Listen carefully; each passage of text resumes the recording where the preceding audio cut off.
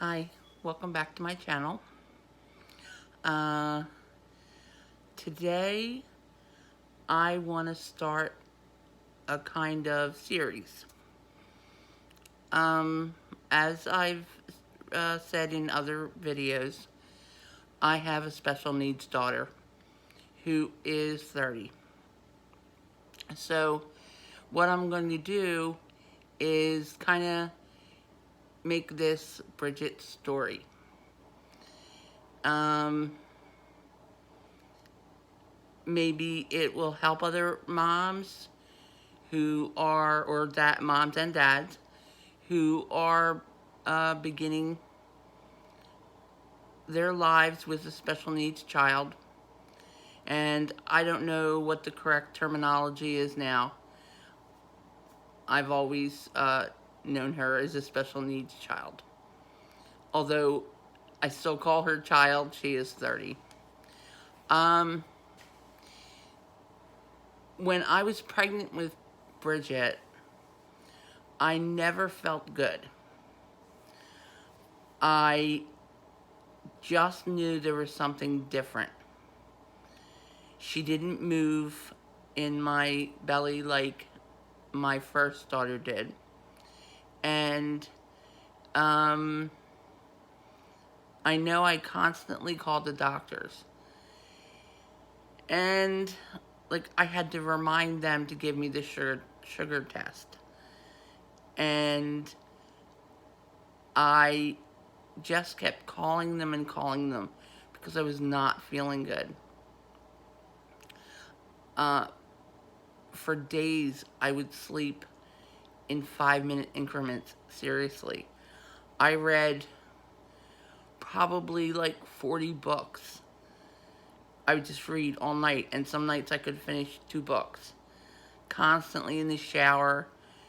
My muscles were sore. I threw up the entire time.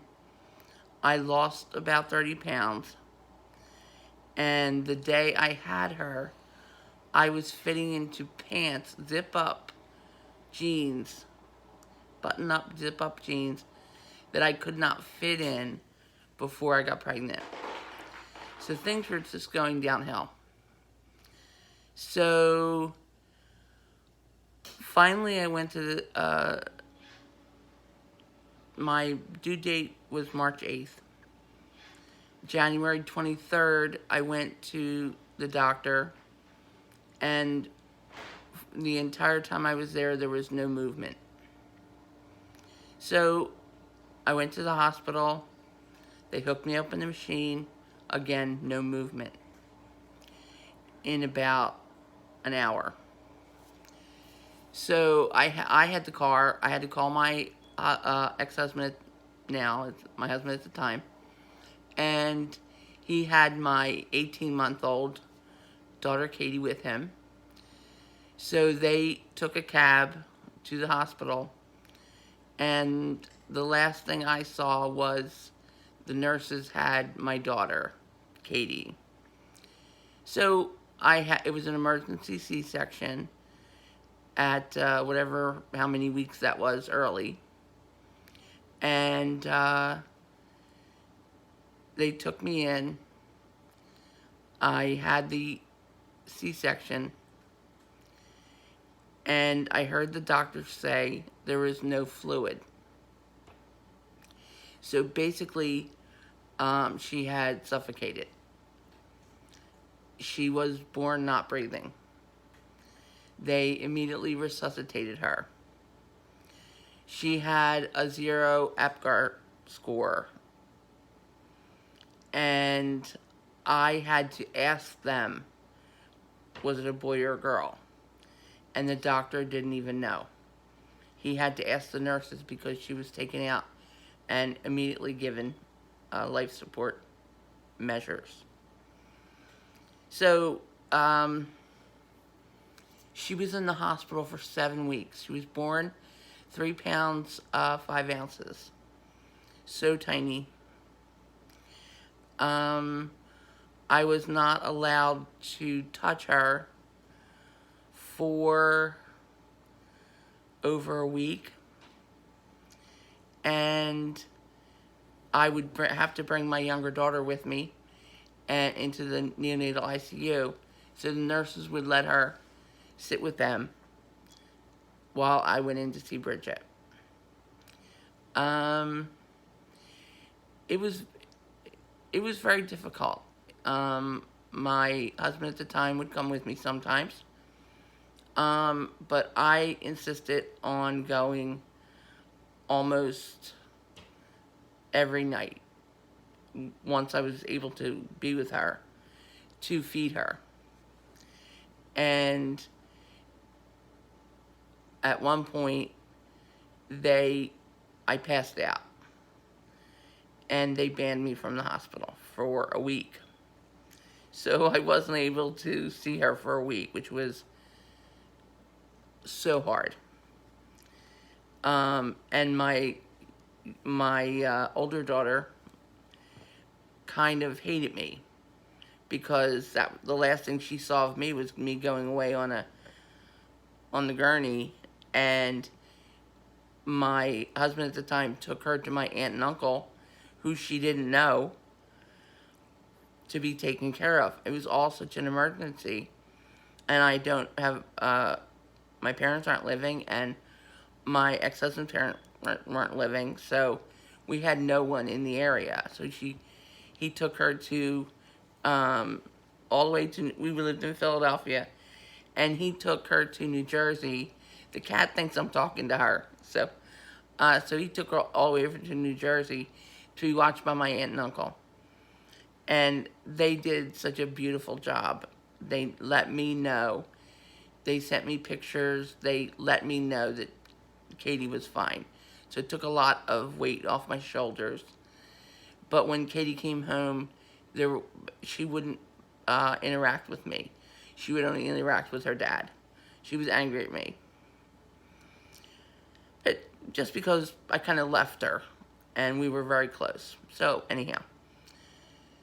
So Bridget gradually began to breathe on her own. Her oxygen levels went up. When the geneticist first saw her, she thought that she had some kind of like crazy kidney disorder because her kidneys weren't working as well as they could. But when they first saw her, and the geneticist had only seen me and my daughter because we had pictures in her bed with her, with pictures of us. And because my younger daughter and I are lighter skinned, my ex-husband is German and Polish, very olive skinned, and Bridget was very dark. She was very dark skinned with like black hair. And the second the geneticist saw my husband, she was very relieved because she realized that she didn't have this kidney disorder, but that she had more of the traits of my husband than she did of me. And she looks nothing like me. She looks just like him, but she's pretty. Neither of my kids look like me. So we went through all the testing. I met the other moms whose babies were in the NICU. We all just did what we could, having to coax the babies into sucking by rubbing their chins. They would give us private time where we could just rock the baby and feed them on our own. And I ended up being in a quiet room where they went and did a circumcision right in the same room with me, which was really kind of weird. But, so we had to take a first aid, infant CPR class to be allowed to bring her home. She was having seizures. She was like I said, very tiny. And they left her come home when she was, I believe, just about 5 pounds. Um, and she came home on a heart monitor and stayed on the heart monitor for 2 years. Within the first week of her being released, she was actually released from the hospital on her original due date, which was March 8th. Um, Within, I don't even think it was a week, I think it was days, she had to have eye surgery at Wills Eye Hospital. She had retinopathy of prematurity, which means that the blood vessels to the retina, something like this, were still growing, where it usually stops at birth. The blood vessels to the retina were still growing, and they have to arrest that so that the retina is protected. And she only had it in one eye. They did laser surgery, and she did great. She came home. She had to be fed every 2 to 3 hours with these tiny little preemie bottles. And would take maybe 2 ounces of formula at a time.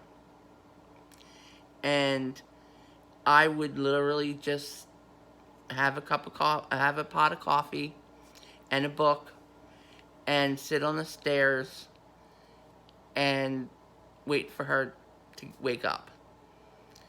And during the day, when my other daughter was awake, we would sit downstairs and I would doze off on the couch with Bridget next to me with the monitor on. Bridget next to me in a bassinet and Katie playing around, and she would have her TV time and I would take like a little snooze while she was playing. And Katie was an excellent child, so she never would get into trouble or anything like that, like, get into things. And my house was pretty much child-proofed by that point. The only thing she really could get into were toys. So, it was tiring in the beginning. It was exhausting. It was frightening. And I will tell you, and I will be honest with this, for the first probably year of Bridget's life, and this may sound, I don't know, kind of cold,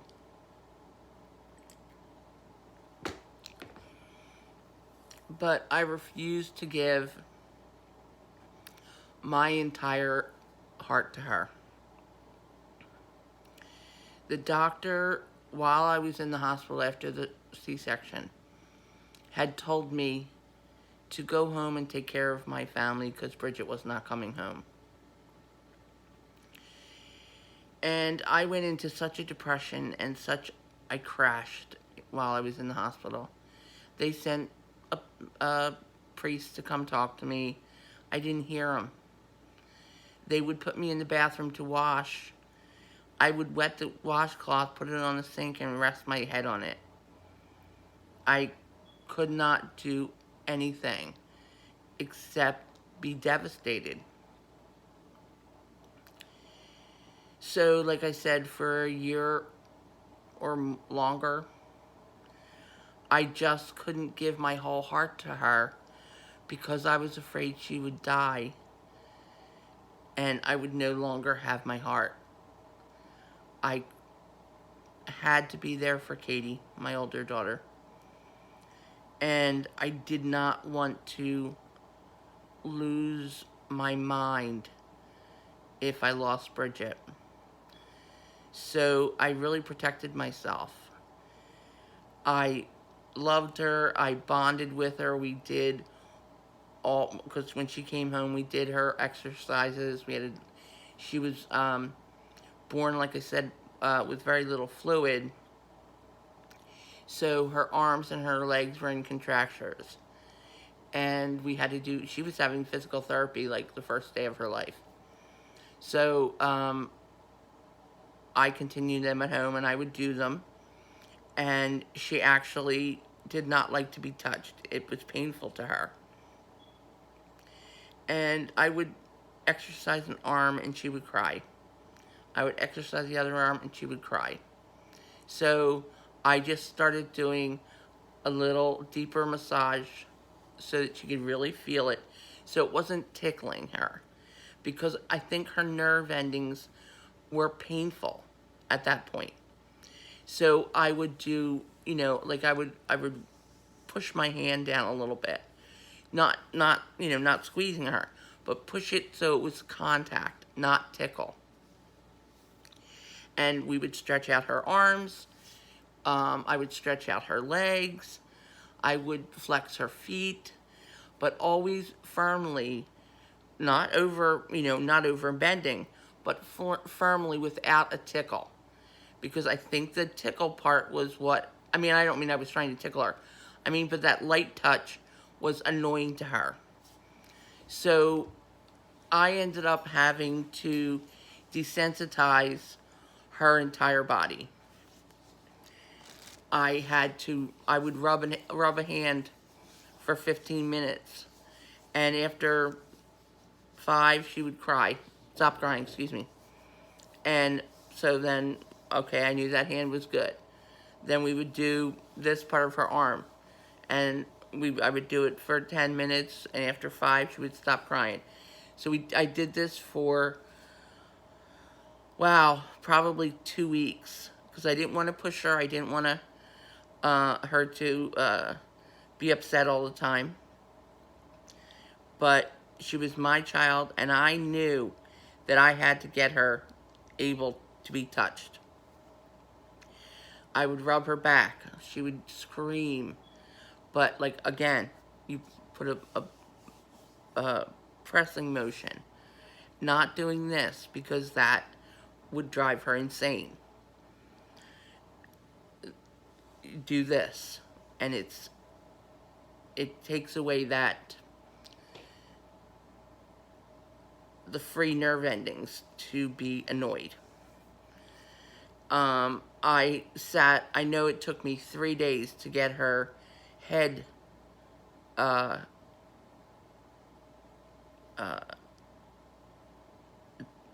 from hurting when you touched it.